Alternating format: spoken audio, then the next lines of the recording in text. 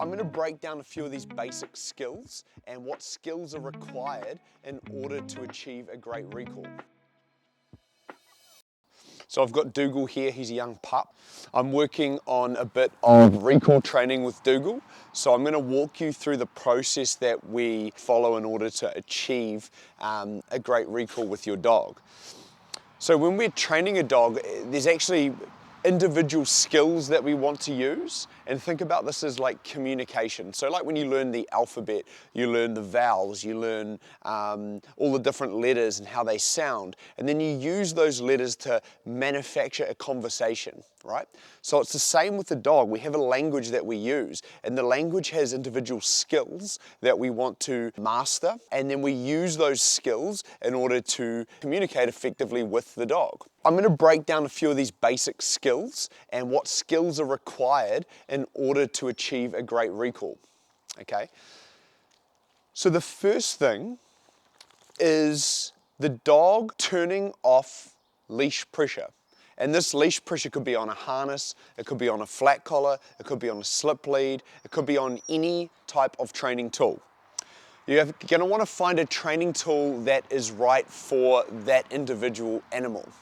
Okay, so if I have a dog that is a little bit more stubborn, a little bit more hard-headed, it is maybe a little bit more driven, I might use a slip leash initially in order to make it easier on me or make the training more effective for the dog. So I'm going to go through how to teach a dog how to turn off the leash pressure. So this would be negative reinforcement. I'm going to utilize negative reinforcement, being the pressure coming on and off, to manufacture focus. And then I'm going to use positive reinforcement to reinforce the dog for the focus.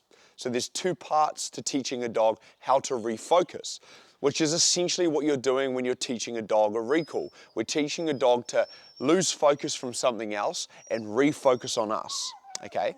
So let's start off nice and slow. I'm going to let Dougal get a little bit distracted. So I'm going to walk around, see if I can find a point where he gets a bit distracted.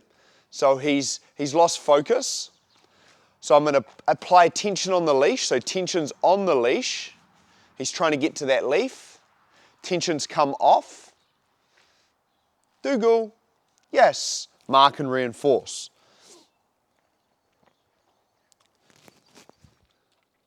So I used the leash to stop the dog from focusing on something else.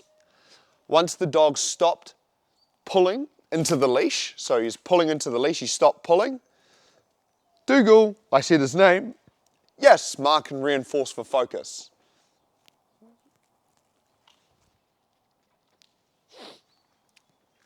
So I'll let the dog wander again, free. Dog's distracted, leash tension's on. Yes, mark and reinforce. So he's getting the hang of it.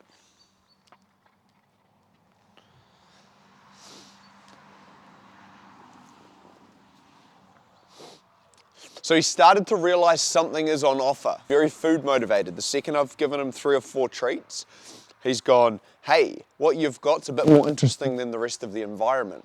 Okay. So what I want to do is I just want to make the dog work a little bit harder. So since the dog's so motivated for food, it means I'm going to make the dog work harder for it. So I'm not going to reinforce every single rep with food. I might just praise the dog with verbal praise. Okay, so I've got a hierarchy of reinforcers. I've got food rewards for this dog is very high. I've got affection's also quite high, and I've got play. So these are the 3, I think about affection as physical touch and verbal praise. So these 3 reinforcers that the dog wants to work for help me increase behaviors. So reinforcement just means I want to increase a behavior. So I want to see more of that individual behavior, and the dog learns to work for these things that I have that the dog wants. Okay. Free.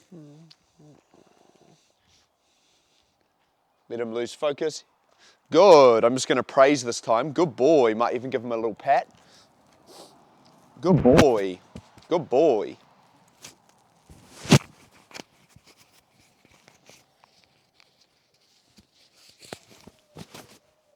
Good boy.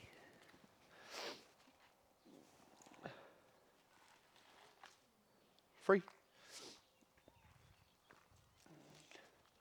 Pulls into the leash, yes.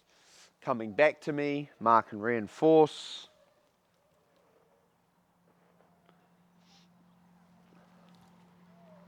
And I'm not in a rush, you know, I'm not in a rush initially. I'm taking it at the dog's pace. Dog's lost focus, tension on, finds my eyes, yes, refocuses. So now I'm gonna add a little command in, just because this dog's picking it up very quick. So I'm gonna let the dog get distracted. I'm gonna say the word C-O-M-E, come. And if the dog doesn't respond, I'm gonna use that leash guidance. So come, yes, good boy, good boy. Free.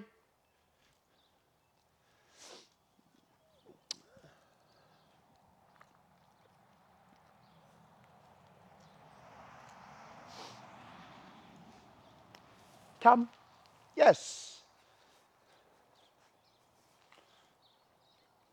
Good boy, good boy. Free.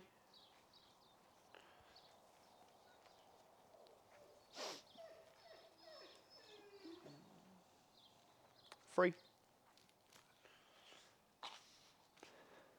Come, yes.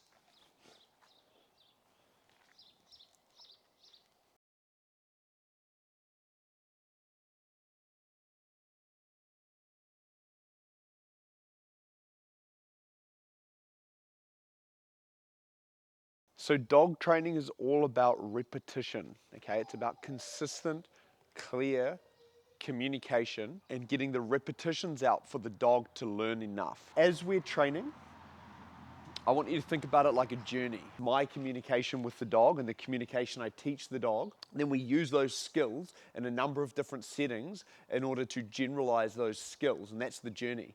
So I want to practice, I want to take the dog out lots of different environments. Over time, build that communication system strong enough where I trust the dog to be able to be off a leash. So once I've got the dog coming in towards me, so I say the word come, it comes in towards me at a short distance, I now want to increase the distance from me and the dog. So I'm going to change from a short leash to a long line.